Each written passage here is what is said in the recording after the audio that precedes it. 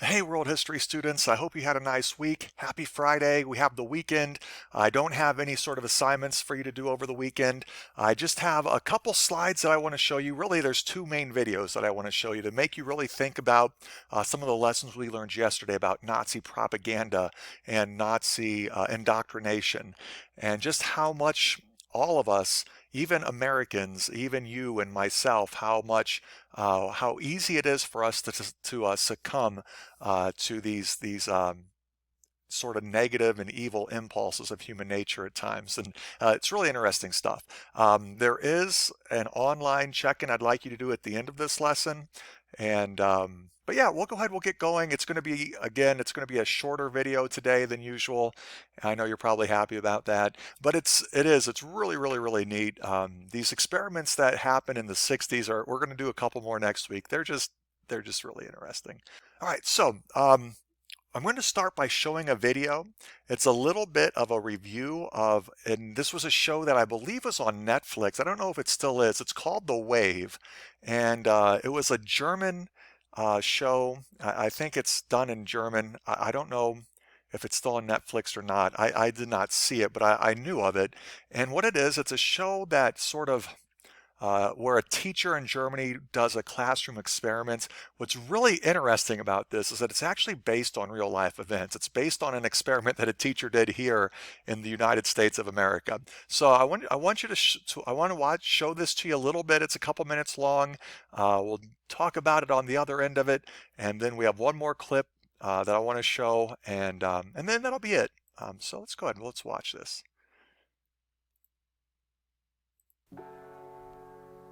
In the first week of April 1967, Ron Jones was fired from his job as a history teacher from Cubberley High School in Palo Alto, California. His crime? He taught his students about the evils of fascism. A rather straightforward lesson, one would think. However, for 5 days in April, Mr. Jones turned his classroom into his own totalitarian state, without the children under his care realizing. The most frightening lesson is that he was able to do it with surprising ease, following the examples from some of the greatest dictators in history. The Wave translates Ron Jones's experiment to a suburban Germanic town during the Students' Enrichment Week, where they are forced to take classes on various political systems. Teacher Rainer Wenger is dismayed to find that he is unable to teach a class on his favourite subject, anarchism, and is forced to take the autocracy class, a subject he is sick of. His students are fed up of hearing about it too. German guilt is something they have been bombarded with since starting school. Upon beginning the class, Wenger mocks the idea of autocracy, but when challenged by his students that a dictatorship would never be able to be established in modern Germany, he begins Jones's experiment to show them how easily it is to be manipulated into following an ideology you detest without ever realising it. He tells them how being one unit can improve the community as a whole, uses his charm, finds euphemistic language to disguise his true meaning, and gives inspirational speeches. This mimics the beginning of the Third Reich, and he goes further, dressing the students in similar clothing, giving them simple principles to follow to improve them, and a symbol to unite them under. Initially, the group has only positive results. Their grades improve, members reform their previous bad habits, and they look out for one another and start to build a community around the class. However, they also start to exhibit some of the traits of the Nazi SA, or brown shirts, alienating those who aren't in the Wave, vandalising property, and being violent. All things that Wagner did not anticipate, despite history having already written the narrative for him. So again, that is a show that's called The Wave, and it's based on a real-life experiment that was done here in the United States back in the 60s. And essentially, there was a teacher out in California that in high school was trying to teach about fascism. And in general, like we always do as teachers, he was teaching it, giving facts and giving notes and stuff like that. But he wanted his students to really understand just how easy it is to fall under the sway of fascism, because we all look back and we say, how could these Germans have been so easily manipulated. What's wrong with the German people that they could fall for this Nazi ideology? And in this experiment, this is called the third wave, he creates a group that he calls the third wave, similar to how the Nazis are called the Nazis. And teacher's name, his name is Mr. Ron Jones. And he conducts a couple different classroom exercises emphasizing discipline and community, intend to model characteristics of the Nazi movement. And Mr. Jones, he was a very well-liked teacher, and his students really trusted him. They enjoyed his class, and so they were very, very willing to go along with what he was saying and doing and asking them to do. And again, he models a lot of this group after the Nazi Party. And what was remarkable, it surprised him even when you listen to him in interviews. Very quickly, his students were willing to give up their freedoms. They were very willing to conform very quickly to be led by Mr. Jones. And the group provides a sense of community, a sense of safety, and a sense of pride. I put community down there twice in the notes. That's awesome. But anyway, it was really surprising that these students, most students feel as though that they are, very individualistic, that we all like to think that we're one of a kind, but we are very quick to conform and very slow to actually speak out against social norms. And what that shows is, in general, whether we want to admit it or not, life is inherently kind of confusing. It's complicated. It's scary. We're sort of just on this planet, this ball of Earth that's traveling around the sun in this huge universe. It is kind of nuts. And we are a lot more susceptible to having some sort of an authoritarian leader than we would like to believe. Because when you have a strong leader, that person has all the answers. That person provides the safety and security that all of us are longing for. And groups, regardless of whether or not these groups might, like Nazi groups or other fascist groups, might be promoting the best parts of humanity or the worst parts of humanity, to be a part of a group, we usually are sympathetic with that. We like to be a part of a group, even if it's a group that in theory we probably at our core don't agree in or agree with. In general, we will conform to a group for safety, security, and community. This experiment, it only lasted for 5 days, really 4. On the 5th day, they had to sort of close it off. The way they closed the experiment down was kind of interesting. I won't get into that today, but it was just sort of getting out of hand. Students were just like in the real Nazi Party, you had students who were sort of secret police ratting on each other. There were students that would have mock trials if a student was accused of breaking a rule or a law. There was some intimidation and threats and harassment that this third wave group was making towards its non-members, and so very quickly they had to shut it down. And again, it's kind of freaky. It's kind of odd. This here is actually Mr. Ron Jones. He did a very long interview. He's done a lot of different interviews. There's been some different documentaries about this third wave experiment. And we're just going to watch 7 minutes. It's going to be a couple minutes of Ron Jones answering some questions that are asked to him. And then it's one of his students who experienced the experiment, and that person is going to give their perspective, and it's really interesting. So as you're watching, I just want you to think, if your teacher instituted something like Ron Jones, if I try to do this, and you're probably thinking, yeah, right, Mr. Court, like you could ever be a Hitler, whatever. But hopefully I couldn't be.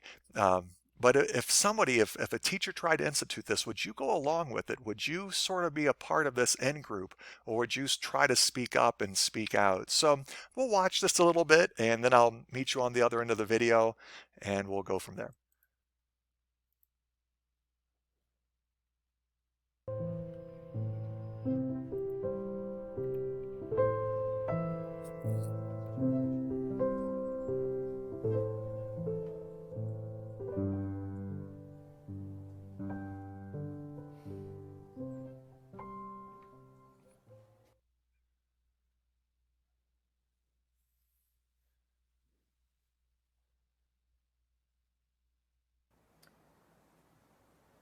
How to teach about fascism. What is fascism? But I wanted my students to feel it, to sense it, to let it inhabit their bodies, not just read about it. So I conducted a series of experiments. What is fascism? The first day was discipline. how to have students feel discipline and control. And the second day was community, how to feel a part of a group, how to have membership cards, a salute, a trials about being a part of the group. And then the third day was action, how to act out your feelings.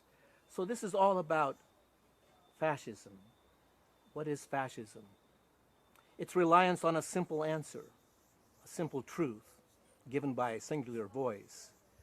It's the sense that I like being a part of a group and having an answer, taking charge of one's life.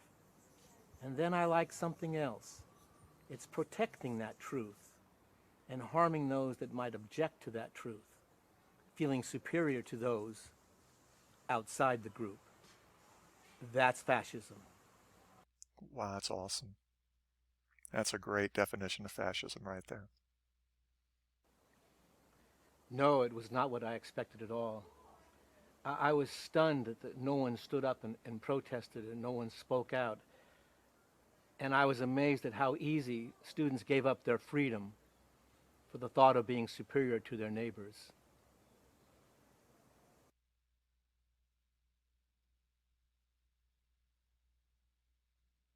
Well, conclusions. That's interesting because I'm currently working on a play, Kids Called Crazy, with high school students. And in this particular play, students are in a mental hospital, and the hospital basically breaks down, and the students have to rely on the one person they've never relied on, that's themselves. And they had to reach out and help each other so that no one should ever be alone in a crisis, dealing with suicide, or Shakespeare teaching education in the basement, or a Bollywood choir. In that total ever-changing world of doubt and fear, how do you help each other? It's the antithesis of the wave. It's not relying on one voice or one community or one answer, but it's relying on yourself. It's trusting yourself to like what you have to say, to speak out, and to help others.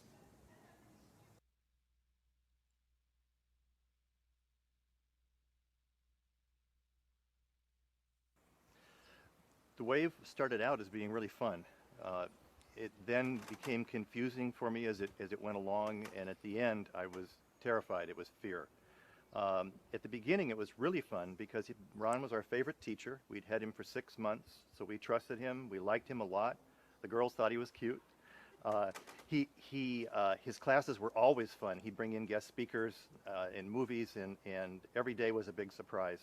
He'd also done experiments with us before in other subjects, and so we did not feel threatened when it started. We felt this would be a fun day or two with our teacher, our favorite teacher.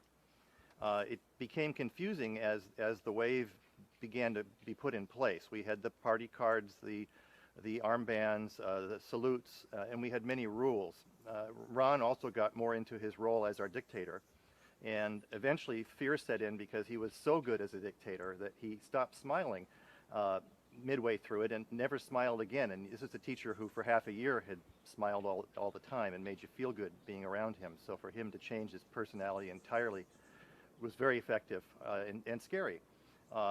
In addition to that, he successfully broke down trust between the members of the class with informants and secret police, and he emphasized that with trials. In the morning, if you broke a rule, you could be put on trial, and that was very, very scary. So it changed over time. Because of the trust breakdown, it was hard to know what other people in class were thinking because you didn't dare ask anybody. You might get in trouble yourself for asking a difficult question. The most important lesson I learned was be careful who you follow because you never know where they're going to lead you. Trust became a huge issue and a major lesson in this experience. I also learned the importance of our freedoms, freedom of speech, freedom of assembly, freedom of expression, because we lost those in that class, and I appreciated their value when I didn't have them. I learned the importance of sticking to your values when you have difficult decisions. I wish I could tell you that I stood up during the wave, but I did not, and I'd like to have done more sooner than not. I I learned the importance of critical thinking. Our entire year with Mr. Jones was critical thinking and independent thinking. And in today's world, maybe it's get the facts. So it's trying to understand a situation very well before you actually get involved in it yourself, whether it's an issue or a group. And so there you have it. Just like I said, really, really interesting. I really liked two things. I liked Ron Jones. He is a very intelligent and articulate, very well-spoken man. And I really liked how he explained fascism, that you're looking for answers and you're looking for community in one voice, in one person. In Nazi Germany, that was Hitler and the Nazi Party, and how easy it is and how surprised he was that students were so willing to just give up all of their freedoms to have that one singular voice, that one singular answer, that one sense of community, and how that can lead down a terrible path. That we're a much better people when we are a people that are inclusive and we listen to the many and find consensus through multiple voices instead of looking for direction in one voice. I find that really remarkable. Then the student's perspective was just really interesting too. Just how much he really said he enjoyed. At first it was a lot of fun. It was like sort of being this new club, being a part of an in-group. We all like being a part of, the newest, coolest, whatever club and stuff. And but then as it went on, it got more and more scary because you didn't know who to trust. There were secret police, there were informants. So if you broke one rule or questioned the group at all and people found out, you'd be put on trial in front of the class. Very similar to how fascists work, particularly in Nazi Germany. And so you were afraid to speak up, afraid to speak out, and you just sort of went along with it. And again, really, really interesting take. The idea that he was surprised just how much, I should say that he wished he would have had the strength or the ability to stand up and speak out, but he couldn't. And now that's an experiment. If we teach in psychology, there's a lot of ethical things surrounding that experiment. That is not something that we should do. Now I don't know if he actually got fired for doing that. The one video said he did. I don't remember reading that. Back then, ethics was a little bit different with experiments. I'll learn that next week. But highly interesting. And so anyway, I just wanted to show those videos because right now when we study Nazi Germany and the Nazis, very often we look back and we say, oh man, those Nazis were terrible. They were evil people. Those Germans, I can't believe all the bad things they did. And we put a big line of demarcation between ourselves as human beings and them as human beings. And we kind of see them and judge them as being lesser humans than we are, when in reality, the unfortunate truth is that given the right circumstances in the right places with the right people, we all have the ability to turn down that more dark side of our human nature. And we're going to keep studying that. We're going to hit the Holocaust next week, the history of it, the facts of it, how terrible it was. But we're also going to dig into the darker side. And the important thing about history is that we learn from it. And we need to learn that we ourselves are not immune to some of the things that some of the dark avenues of humanity that the Nazis traveled down. And if we don't learn from that and be cognizant of our own, our own ability to travel that path, we can travel down some terrible roads ourselves. So yeah, that's it. Really light stuff. Yeah, great. But there is like I said, there is a quick.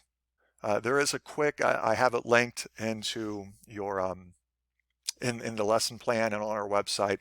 There is a quick online survey I'd like for you to do, and I hope you had a really good week. Have a great weekend. Don't think about school or this class. And if you do, that's great, but no assignments or anything, I guess is what I'm saying. And I will see you on Monday. Yay, 2 weeks down. We're getting there.